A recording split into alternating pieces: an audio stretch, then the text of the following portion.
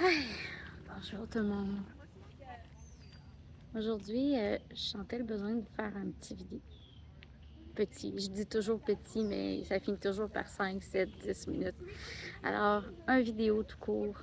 Parce que je vis des choses en ce moment qui me bouleversent de plusieurs façons. Et j'avais envie de partager ça avec vous. Il y a des choses qui me bouleversent de la belle façon, puis d'autres qui me revirent à l'envers, mais qui m'emmènent à des belles réflexions. Donc,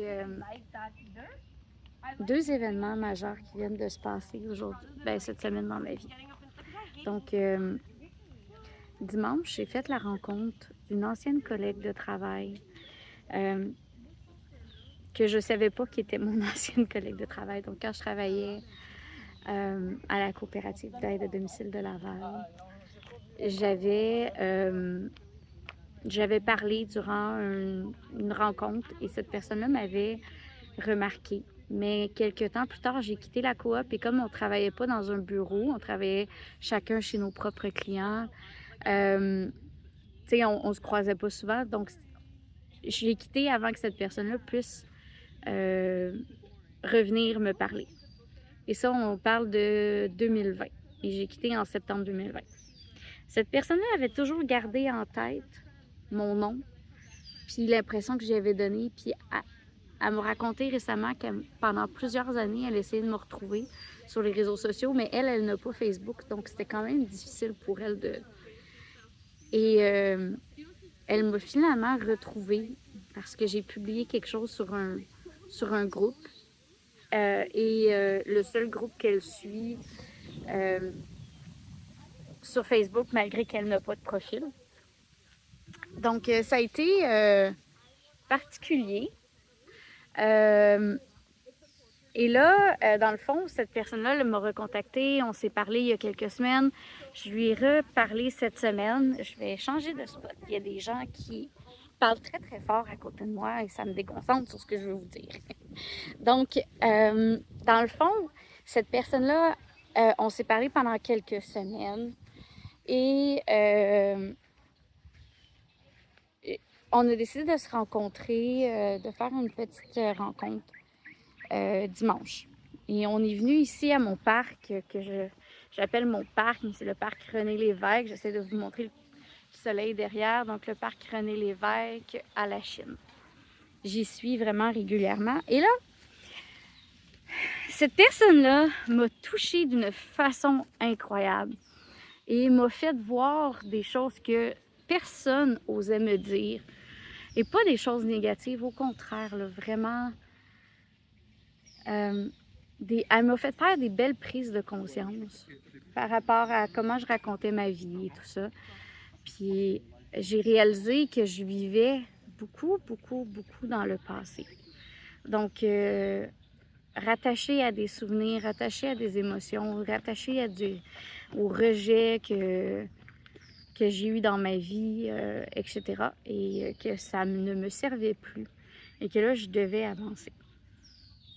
Et tout ça pour vous dire que là, aujourd'hui, j'ai reçu une mauvaise nouvelle.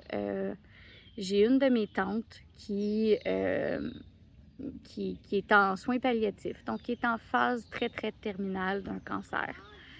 C'est une tante qui, tu sais, nous disait rien, on n'était pas vraiment au courant de sa situation. On savait qu'elle était malade, mais on ne savait pas plus. On ne savait pas à quel stade qu'elle était, etc. Donc là, ça vient comme de nous sonner un peu tout le monde. Et ma mère m'a appelée pour me dire que, demain, tout le monde de la famille se réunirait pour aller la voir en après-midi.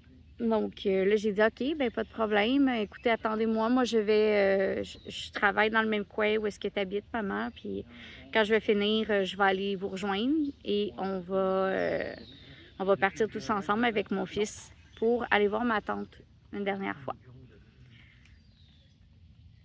Et là, après avoir raccroché, là, c'est là que les émotions du passé se sont... Tu sais, ma nature première, c'est de... Écoute, mon premier réflexe, c'est toujours comme, OK, je veux pas avoir de regrets dans la vie, je vais y aller parce que je suis douce, parce que je suis gentille, parce que je suis bienveillante et attentionnée de nature. Donc, c'est toujours ça qu'on voit en premier, c'est toujours mon premier réflexe, c'est la douceur, la bienveillance et tout ça. Et là, quelques minutes après avoir accroché avec ma mère, c'est là que, tu sais, comme le passé m'a rattrapée. Là, la peur d'être rejetée, la peur de ci. Parce que dans cette famille-là, mon enfance, c'était pas si pire. Il y avait toujours de la chicane au souper de Noël, mais tu sais, je le sentais pas tant. Oui, je voyais que ma sœur était préférée à moi, ou du moins, c'est l'image que je m'en faisais. Puis j'avais toujours l'impression d'être rejetée, d'être le vilain petit canard. Je me suis toujours décrit comme étant le vilain petit canard de cette famille-là. Et rendu à l'adolescence, c'est là que vraiment, ils ont commencé à mettre clairement ma sœur sur le piédestal, là. Puis, tu sais, vanter tout ce qu'elle faisait, puis, tu sais, en me passant des petits commentaires comme quoi que j'y arrivais pas à la cheville. Puis, ils ont eu plusieurs commentaires assez cruels à mon égard à l'adolescence et au début de l'âge adulte, mais ça m'a créé beaucoup de ressentiments. Et ben, je vis dans le passé, je vis avec ces émotions-là depuis des années.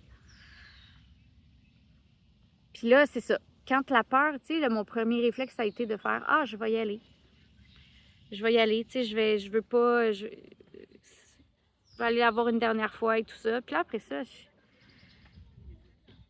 la conversation avec ma mère, comme remontée, j'avais l'impression qu'il y avait des malaises, comme si quelqu'un lui avait dit que c'était préférable que de pas m'en parler ou de pas m'inviter ou de... Tu sais, ça a été ma perception. Puis là, la peur d'être rejetée a remonté. Donc, j'ai décidé de me rejeter avant qu'il me rejette. Comme j'ai toujours vécu avec cette impression de rejet. Puis là, je parle d'impression parce que ça reste que c'est une conversation qu'on n'a jamais eue, tu sais. Fait que il y a mes traumas là-dedans, il y a mes émotions, il y a mes... Fait que est-ce que c'est réel? Est-ce que c'est une perception? Est-ce que... Je sais pas, on n'en a jamais parlé avec cette famille-là. Donc, puis je pense pas que certaines personnes là-dedans soient prêtes à avoir cette conversation-là. Puis jusqu'à aujourd'hui, je pense pas que je l'étais non plus. Donc, voilà. Alors, tout ça pour dire que ma conversation avec ma nouvelle amie a remonté après ça. Puis j'ai fait comme, hey, faut que tu arrêtes de vivre dans le passé. Faut que tu arrêtes d'être guidé par les émotions du passé. Faut que tu arrêtes d'être guidé par tes impressions de rejet du passé. Parce que là, ce que tu fais, c'est tu leur donnes même pas la possibilité de t'accueillir, tu leur donnes même pas la possibilité non plus de te rejeter ou d'être indifférent ou quoi que ce soit parce que tu te rejettes avant même qu'ils le fassent. Alors, j'ai pris la décision que j'irais. Puis j'irais avec un cœur ouvert, puis avec ma bienveillance naturelle. Et libre à eux de l'accueillir ou de la rejeter. Et s'ils décident de la rejeter, ça ne m'appartient pas. Puis j'ai décidé que je ne les laisserai plus m'atteindre. J'ai besoin de faire ça pour guérir mon cœur. Puis, tu sais, je suis sûre que vous pouvez, en écoutant cette vidéo, faire des liens avec votre propre vie, avec vos propres relations familiales, puis avec votre propre chemin que vous avez besoin de faire pour votre guérison. Puis moi, ben, j'ai décidé que advienne que pourra, peu importe comment eux vont réagir, moi, je vais y aller, puis je vais y aller avec un cœur ouvert. Parce que je veux pas avoir le regret de pas être allée, d'avoir laissé les choses s'envenimer, de pas avoir fait un effort de plus, de pas... Puis de me rendre compte que, tu sais, j'ai peut-être laissé passer la chance de guérir cette blessure-là. Puis, ben c'est ça. J'ai plus envie de vivre là. J'ai plus envie de vivre là-dedans. J'ai envie d'aller de l'avant. J'ai envie d'ouvrir mon cœur, que ce soit envers ma famille, que ce soit envers mes clients, cliente, que ce soit envers une prochaine rencontre amoureuse. Puis j'avais envie de partager ça avec vous parce que peut-être que ça va vous allumer quelque chose à l'intérieur de vous aussi. Ou peut-être pas.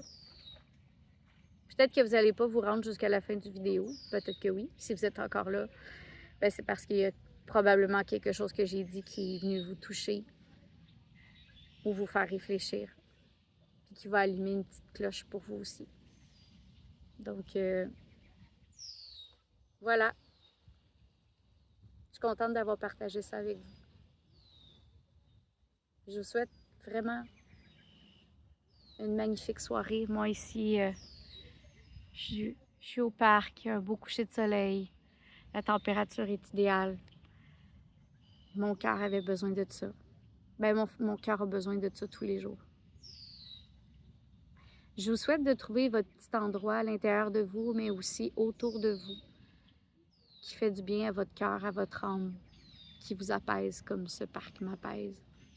Puis je vous souhaite aussi de vous entourer de personnes qui ont la douceur et la bienveillance de vous faire voir ces parties-là de vous que vous ne voulez pas voir ou que vous évitez, mais toujours dans la bienveillance. Parce que, tu sais, quand on met l'ego à part, tout peut se dire quand c'est fait avec une intention de douceur, de bienveillance, d'amour.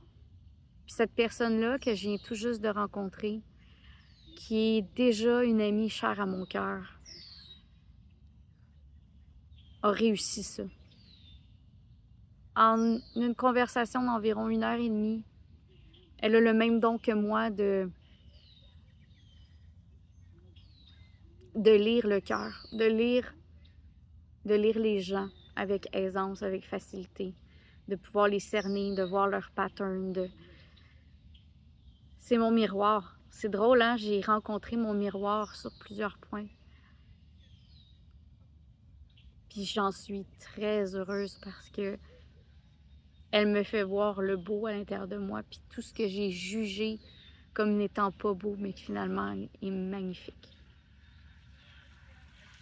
Et c'est drôle parce que mon miroir s'appelle également Geneviève.